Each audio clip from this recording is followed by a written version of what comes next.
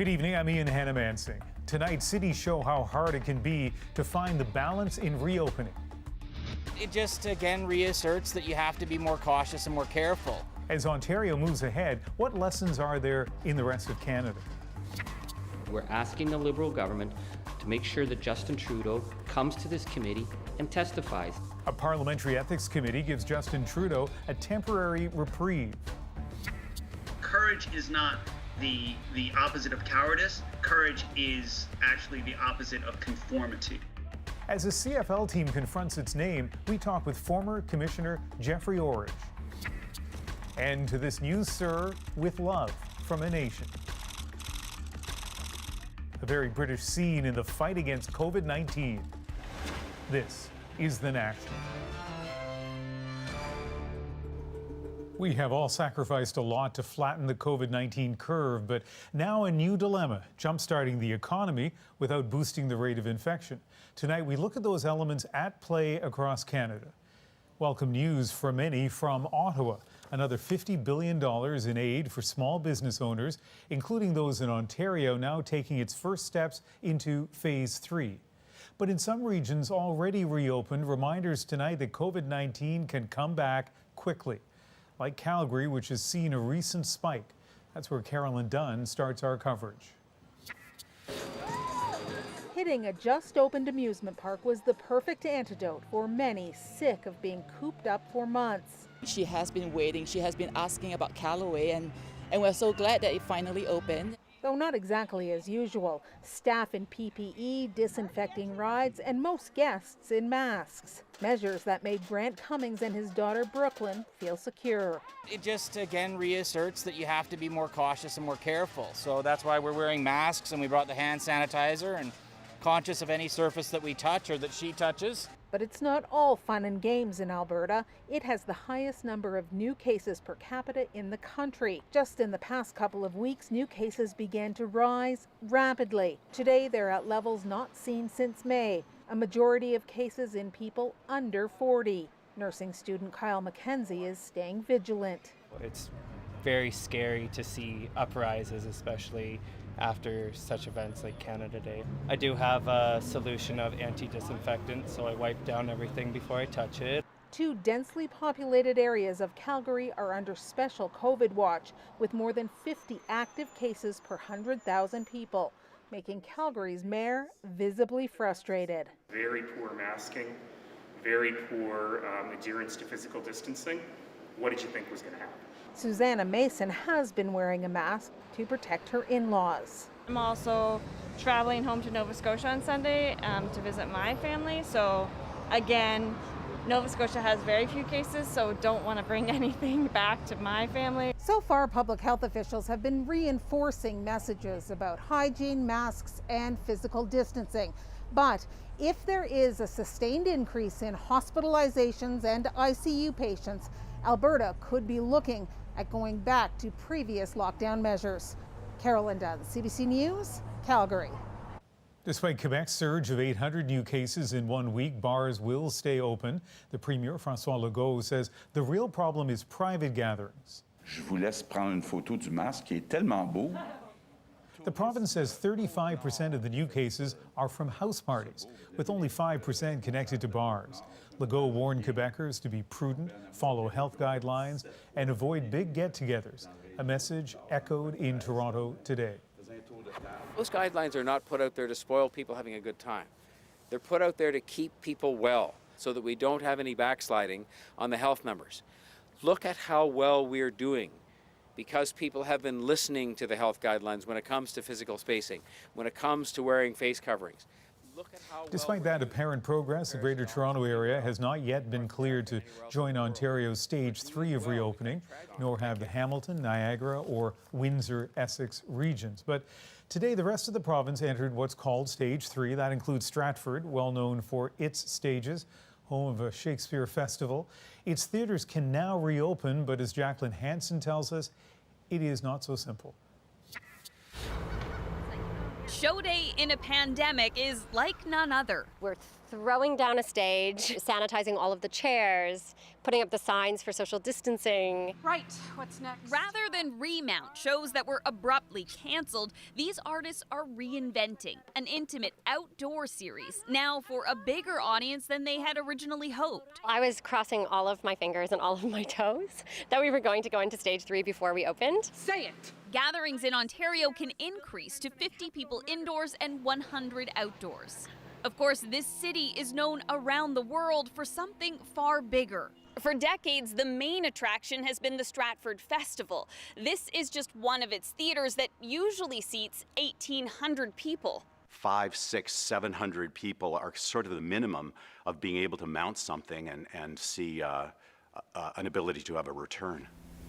Reopening for small groups isn't practical, so the theater is staying dark, and the company is asking Ottawa for $8 million to avoid deep debt and years of scaled-back production. I am very worried that without a government investment, we are going to lose something that is of extraordinary value to Canada. You can find it's also a driving force of tourism dollars to the city. For every single ticket we sell, and we sell $500,000, a further $300 is spent in the local economy.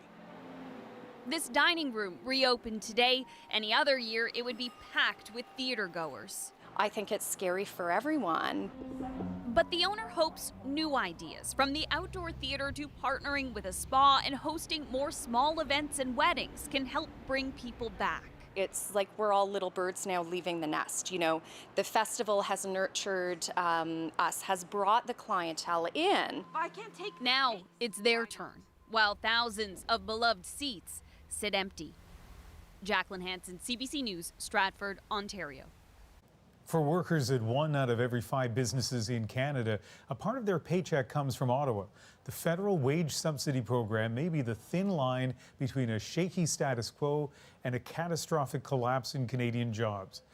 As David Cochrane explains, it's extended until December and about to get bigger. Make sure that people have the resources they need. The original wage subsidy failed to take off like the government hoped, so the finance minister is rolling out what amounts to a whole new program. As we've gone along, we've always tried to improve those programs when we need to and change them as necessary. The problem with the original subsidy was what businesses called the cliff.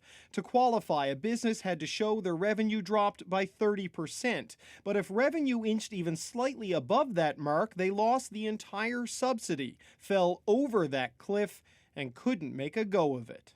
We know that the requirement that businesses have a 30% reduction in revenue is not helpful in that regard. So what we're saying is that businesses will get the wage subsidy if they've had any reduction in revenue. Which means the cliff is gone, replaced by a sliding scale. The bigger the revenue drop, the bigger the subsidy, with all subsidies declining over time as economic activity is expected to return to close to normal. But there's also a 25% top-up for businesses hit hardest, those who lost more than half their revenue for a 3-month period. And that's the approach we've taken on this, which I know will help many, many more businesses. I feel like I need some sort of degree to understand what it was. Jeff Clark owns a travel agency with 4 full-time employees. With planes grounded, he had to lay off 2. This extension buys him time, but doesn't solve his problems. We just don't know where we're going to be in 3 months or a year from now. The longer this goes, the worse it's going to get for everybody. The small business lobby says these changes are an improvement, but warns there may need to be even more if reopening goes poorly or if there's a second wave. David Cochrane, CBC News, Ottawa.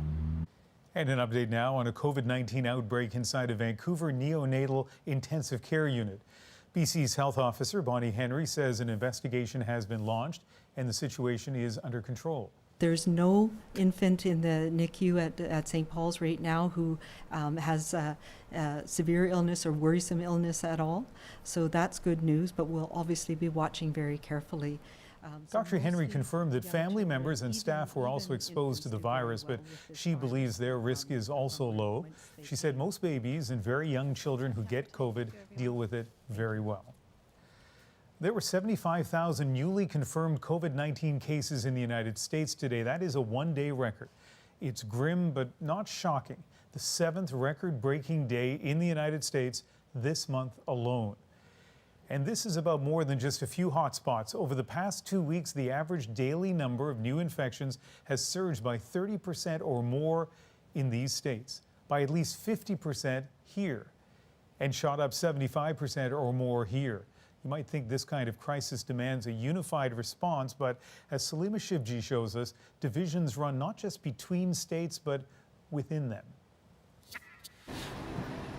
Widely seen on the streets of D.C., but venture outside of large cities and masks aren't as common. For some, the piece of cloth is still a symbol of government smothering freedom. In Utah, that anger cut short a county meeting. We are supposed to be physically distancing, wearing masks, and so...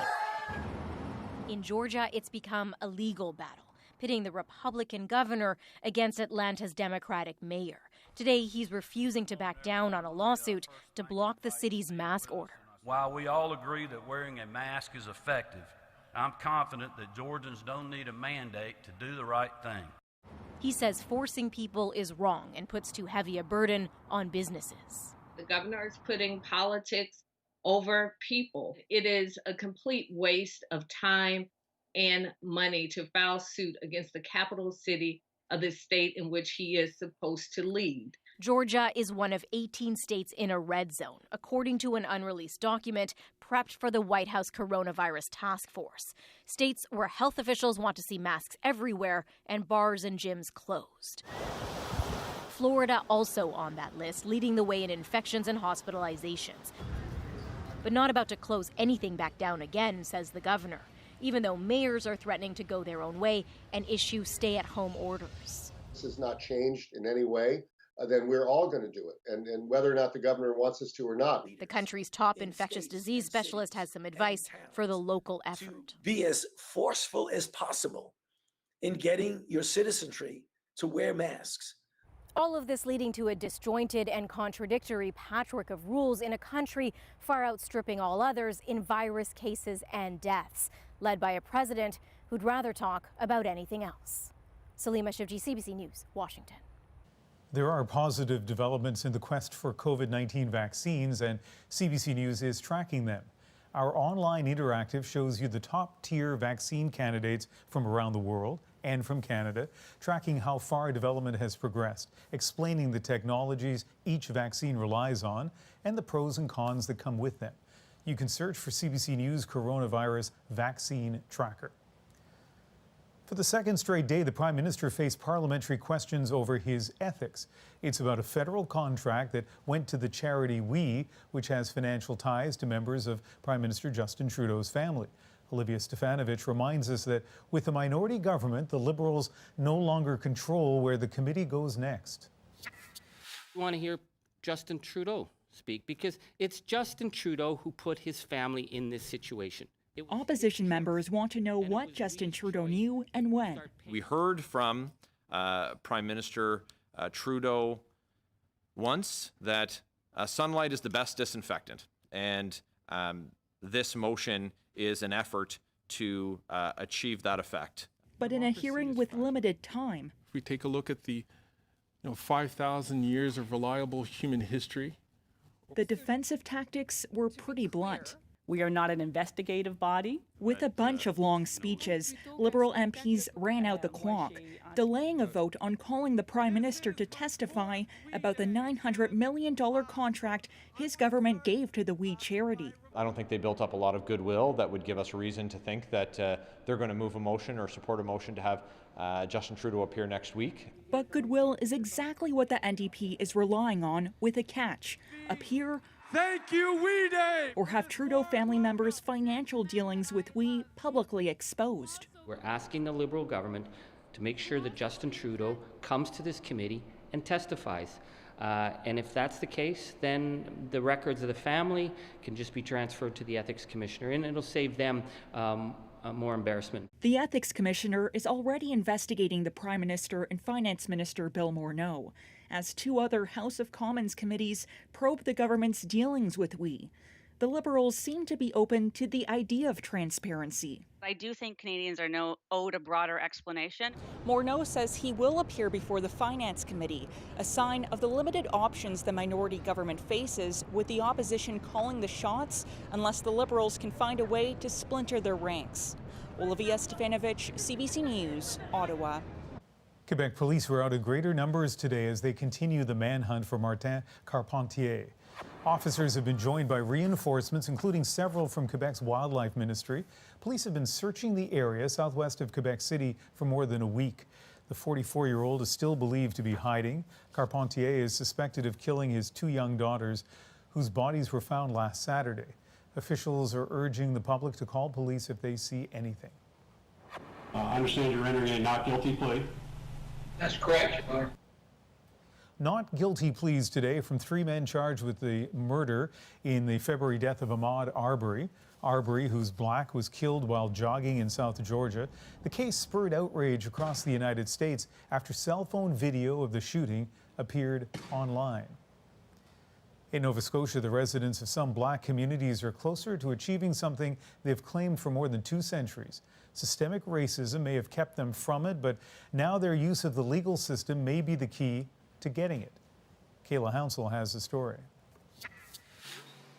Families have lived for generations in North Preston, one of Canada's most historic black communities, but many of them don't own the land. It can be frustrating sometimes, but it's a long journey, long process, and what can you do? The problem dates back to the 1700s. Black settlers, including loyalists, were given land in exchange for their support during the American Revolution, but they were never given legal title. A Nova Scotia law passed in the 1960s was supposed to help people like the Downies get it, but last year their application was denied.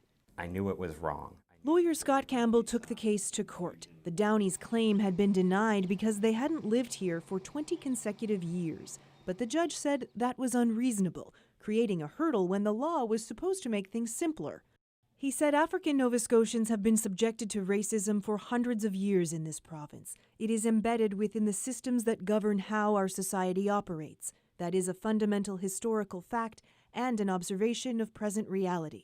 This is an important case. This is a very important issue, not just to Mr. Downey, but also to all of the communities who are supposed to be helped by this piece of legislation. It's a good feeling now because it's been like so many years. I'm just happy inside that we're finally getting what we want. This is not a property issue. This is a human rights issue. This lawyer says so many others are caught in the bureaucracy. I don't have numbers, just too many. I can tell you people have died waiting. The province says it accepts the court's decision and will review previously denied applications. As for the Downies, they still don't have a deed. They've just cleared the first step. I just pray and hope that we don't have to wait that long for them to do it. And she hopes others will also keep fighting for what they deserve. Kayla Hounsell, CBC News, North Preston, Nova Scotia. It was quite a day for the Queen, from attending a wedding to awarding a knighthood. The wedding was that of her granddaughter Beatrice, Andrew's daughter. COVID-19 made it a private affair, though pictures are said to be coming soon. But the knighthood, well, that was public, featuring a man who, through the pandemic, has become a hero. Margaret Evans has that story. For the man who walked his way into the hearts of a nation at one of its darkest hours, there was another walk today for Captain Tom Moore to take. Isn't everybody gets the chance to see the Queen, is it? He can be forgiven for accepting a ride, family in tow, and humor intact. I don't, if I kneel down, I'll never get up again. Would that be more complicated? Yeah. Amen. And soon he was in the courtyard at Windsor Castle, waiting for the Queen, sometimes a little impatiently. When she arrived, it was the most tentative and touching of meetings. 2 guardians of a bygone era who offered Britons hope during the COVID-19 lockdown. But this was Captain Tom's day, now Sir Tom. Moore raised millions of pounds for Britain's National Health Service when it was struggling under the weight of the coronavirus, with one of the highest infection and death rates in Europe. His own generation, the hardest hit. He walked 100 laps of his garden in the lead to his 100th birthday and offered up a little optimism along the way. the sun will shine on you again and the clouds will go away. Now he's a household name with a whole cupboard full of honours, including one from the English soccer team. To have Sir Tom as our captain, doesn't get any better than that. There's even a Lego version of Moore and the Queen. Back in the real world, there was a little chat about lockdown and the weather. And Dad, you had a nice day, too. Yeah. Yeah.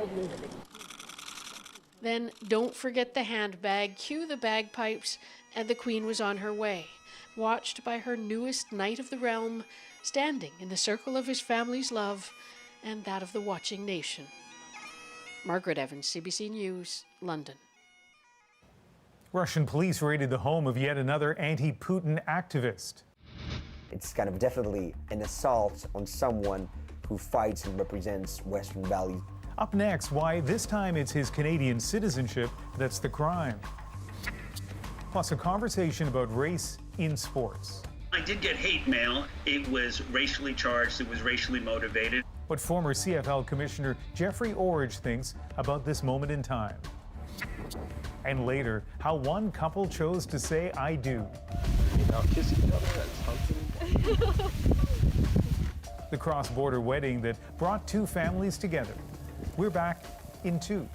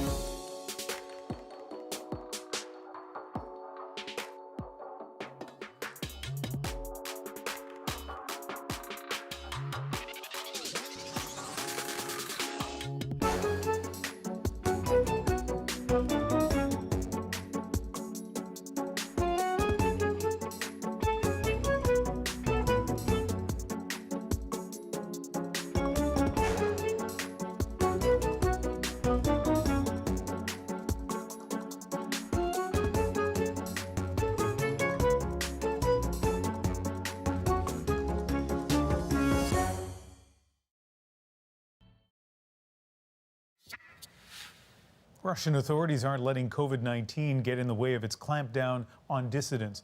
It's going after a Moscow man for not declaring that he's also a citizen of Canada. Chris Brown has his story. Peter Verzilov has a big mess to clean up in his Moscow apartment. That police raided the home of a prominent anti-Putin activist isn't a surprise, but he says the crime they accused him of was failing to officially disclose he's a Canadian. It's kind of definitely an assault on someone who fights and represents Western values in Russia, values that are important in Canada. Verzilov has had dual Russian-Canadian citizenship since he was a teenager, when his father lived and worked in Toronto. In Russia, Verzilov is a hero to some and a villain to others, for stunts such as storming the pitch in front of Vladimir Putin during the World Cup in Russia. He helped form Pussy Riot, which has infuriated the Kremlin and church leaders with its anti-government punk music performances. Russian authorities are obviously very scared that something new will happen. So in this way, they see me as more dangerous than any terrorist in Russia, because terrorism is something they could easily deal with and that they know how to deal with.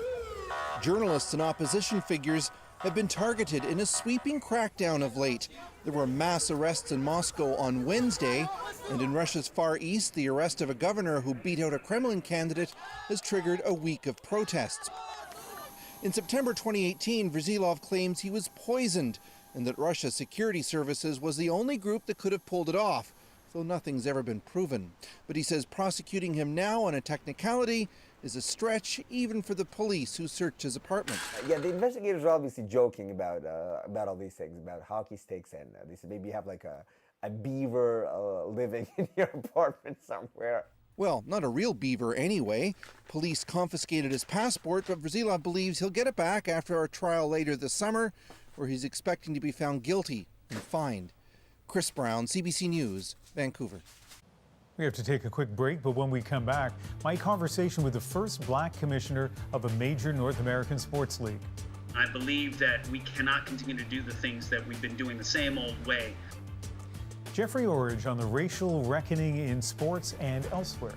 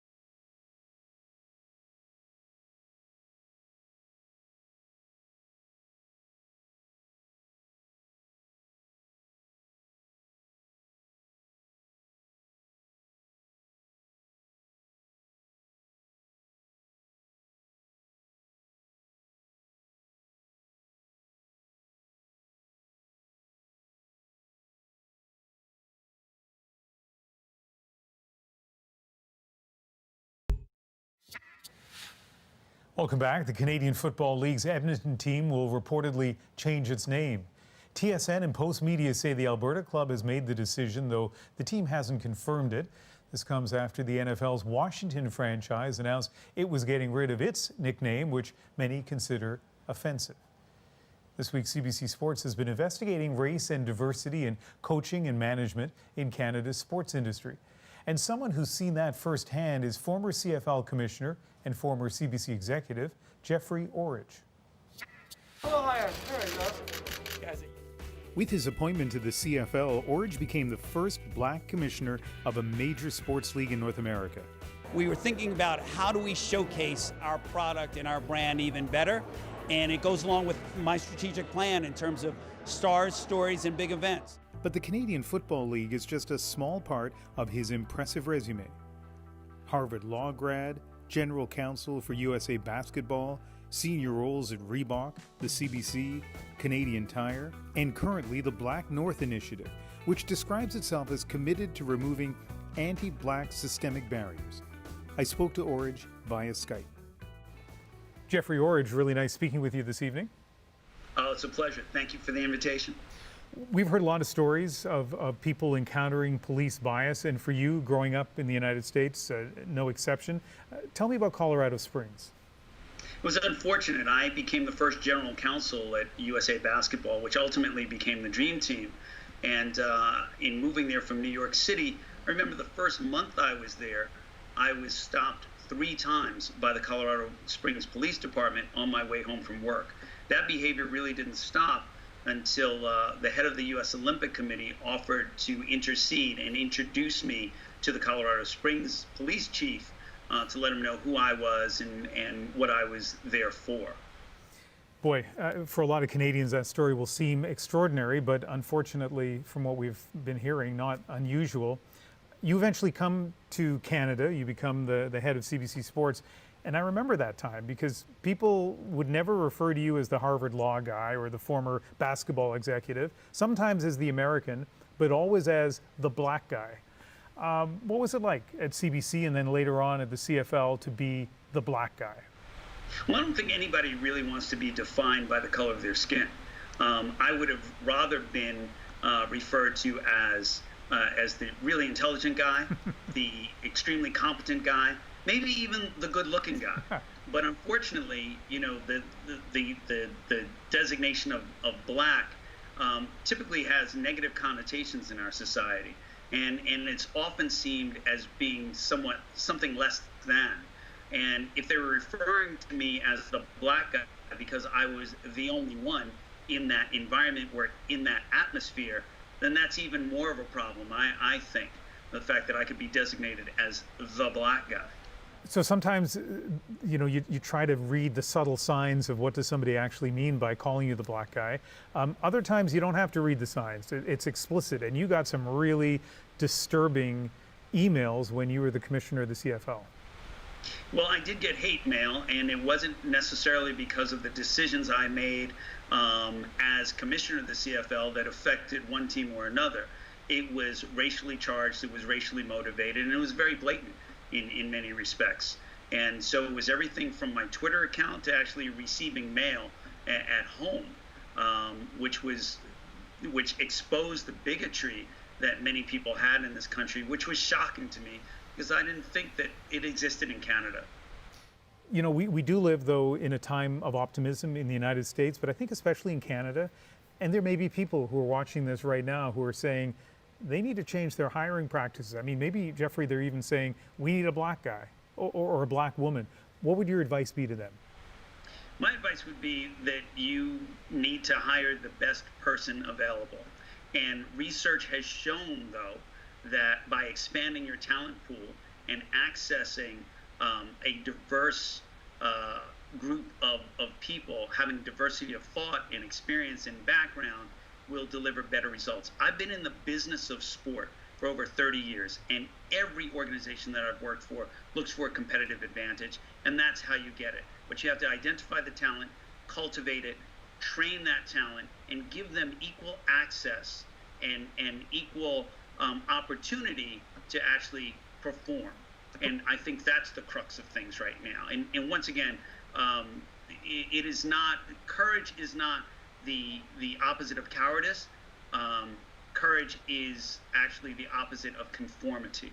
And I believe that we cannot continue to do the things that we've been doing the same old way without expecting the same old results. And that's why we're having this national conversation, which is hopeful and heartening. But you know, there are some people probably listening right now who are saying the system now chooses the best people, and if we have to go out of our way to hire people of color, that means lowering our standards. I beg to differ. I think that I know that there are a huge amount of unresourced, underexploited, underrepresented talent in Canada. All that's necessary is equal access and equal opportunity. All we want to do is level the playing field to give everybody an opportunity to contribute, because there are gems within our society that just are not exposed because they don't have the talent. They're just not sourced. 15 seconds left. Let me ask you this. Are you optimistic?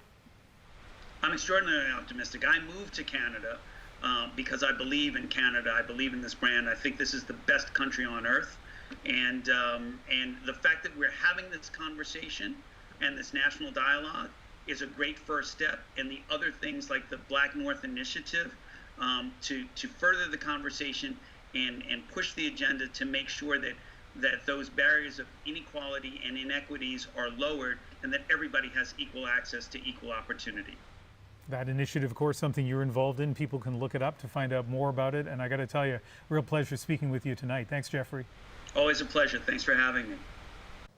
Still ahead on The National, the video gaming industry is experiencing a reckoning of its own. How those speaking out are trying to change the game. But first, Greta Thunberg marks a new milestone, how her climate strikes inspired Jane Fonda's activism. That's next.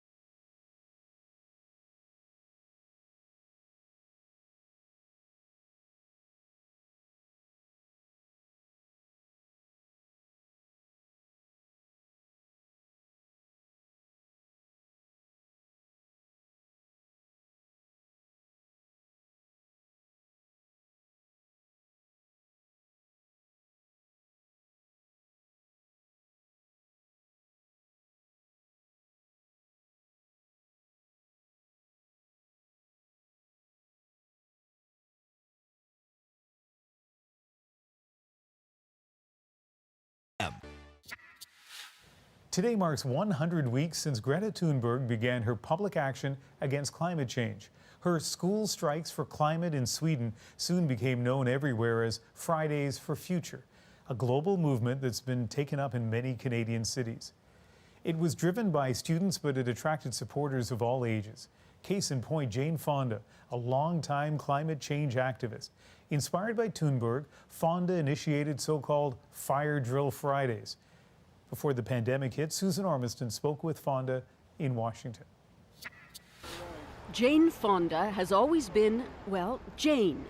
Talented, passionate, opinionated, a successful actress and businesswoman for 50 years.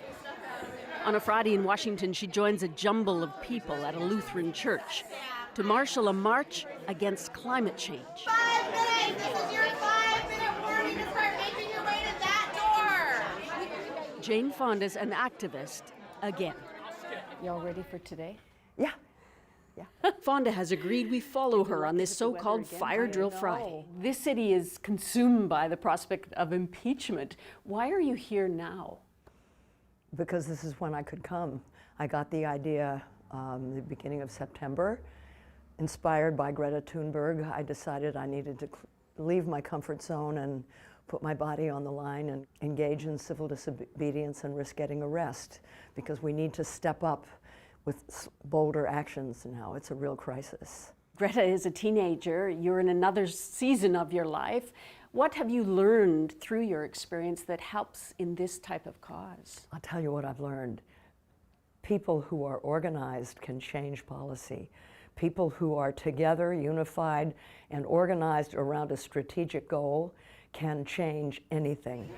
Where's the front of the line?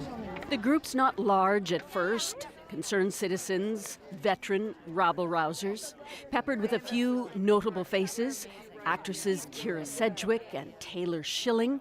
Annie Leibovitz, herself famous, is shooting the scene for Vogue magazine. All right, let's go. Back up, guys. Back up. Ain't no power like the power of the people, because the power of the people don't stop. Say what? Ain't no power like the power of the people, because the power of the people don't stop. Mama, can't you see? Biodiversity on land and sea is under severe attack. Fonda's been out here every Friday since September. A classic-style protest, march somewhere, target something important to the cause. She's been arrested 4 times here for civil disobedience, and once carted off to jail overnight, part of the plot. It's quite an experience to know that you are powerless, that you have been handcuffed, and that you were completely in the control of the police. Now, because I'm white and famous, I'm not going to be treated badly, I don't think. What did your jailers say to you? They couldn't believe that I was there voluntarily.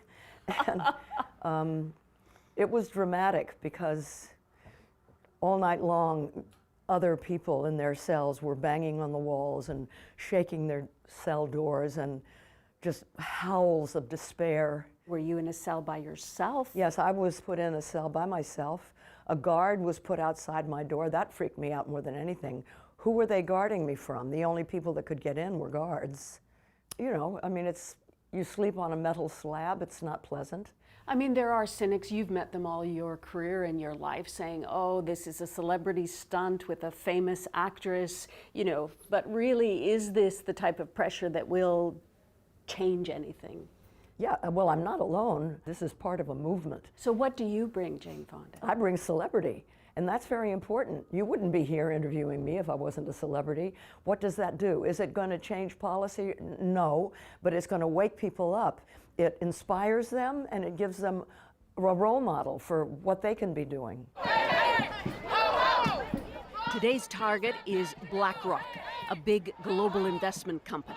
A splinter group gets ahead to occupy the front of the DC offices. They've invested more than $90 billion in fossil fuels. And what do you want them to do? Divest from the fossil fuel industry. If we have just 10 years to stop the climate crisis, and if we don't, we're all going down with them. We need a planet more than BlackRock needs their profits. Are you going to try to go in? We're not sure yet. Police know they're coming. A downtown street is shut down. Watch out for the sidewalk right now. The crowd's growing larger now. Fonda is pushed to the middle, and she takes up her post. At Standing Rock and Mauna Kea. But leaves room in front for the young activists. She takes her role seriously and with huge energy. The young people who, all around the world by the tens of millions, have bravely struck from school on Fridays, and they've inspired us all folks to stand up with them. And I'm so grateful. Don't stop, and we won't stop either. Thank you. If we continue to place our health and safety in the hands of utility executives. Fonda is no stranger to activism, woven through her career with protests from Indigenous and women's rights. Silence is no longer an option. To the Iraq War and the Alberta oil sands. The eyes of the world are on this area. Her stoking controversy still today. Accept it, Jane. You failed with Repeal 77. You're going to fail with the Green New Deal. We don't need you here in D.C. You know, look at this. This is Jane Fonda's mugshot from 1970. Back then, Fonda was a famous agitator in the anti-war movement, earning the nickname Hanoi Jane after she posed with the North Vietnamese. She later apologized. But in 1970, fresh from an anti-war speech in Canada, U.S. authorities pounced. You were arrested crossing the Canadian-U.S. That's border right. back That was in my first 1970? arrest. Yes, that was my first. And what was that for? The police told me this. We are on orders from the White House to arrest me, seize all my records and my phone books and everything, and accuse me of smuggling drugs, which were actually vitamin pills. But they were pretty rough. The cops were rough, and it was orders from the White House. They wanted to stop your Vietnam protests. Yeah. What did you learn from that experience? Because you were criticized as Hanoi Jane for some of that, and you apologized later in life. So you must have learned something from that you took forward. Don't let the bastards get you down. Just keep going. You know, the more they attacked me, the more I dug in my heels. If they thought I was some, you know, some soft Hollywood starlet daughter of Henry Fonda and they could bully me, no, I wasn't going to let them get me. I just kept going. You still feel that way? Yeah. Only see, now I'm old, and so I feel even more capable of standing up. Wells Fargo, you must divest! The afternoon's getting long. 7 protesters have now locked themselves to the doors of Wells Fargo, a U.S. bank. They're chained to the bank. Yeah, you know, they can't use their hands, so we're providing them with water and cough drops. And are they prepared to be arrested? That's up to them. What side are you on? What side are you on? Thank you so much.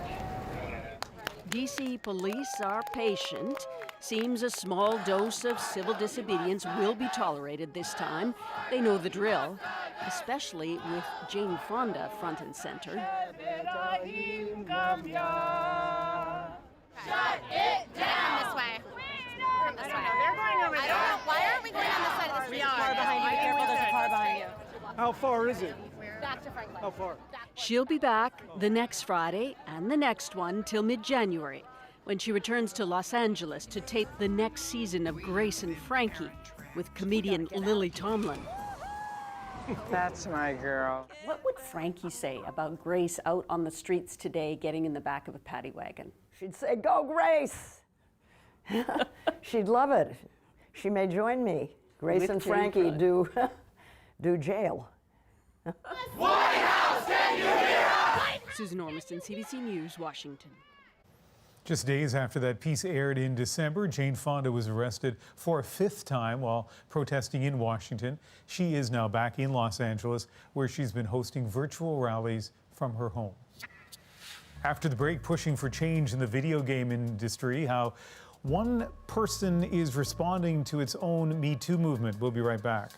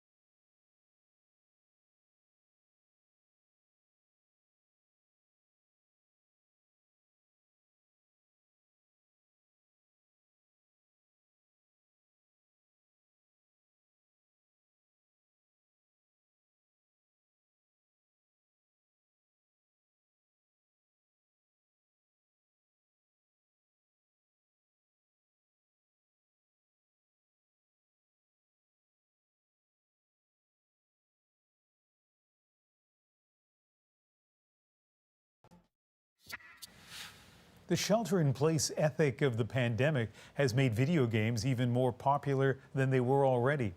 But the industry behind them is suddenly facing what some are calling a gaming Me Too moment. Eli Glasner looks at a time of reckoning, beginning with an industry giant. This is Ubisoft Forward. At Ubisoft Summer Preview. Join us. Hi everyone. The toxic work culture at its Canadian offices went unsaid.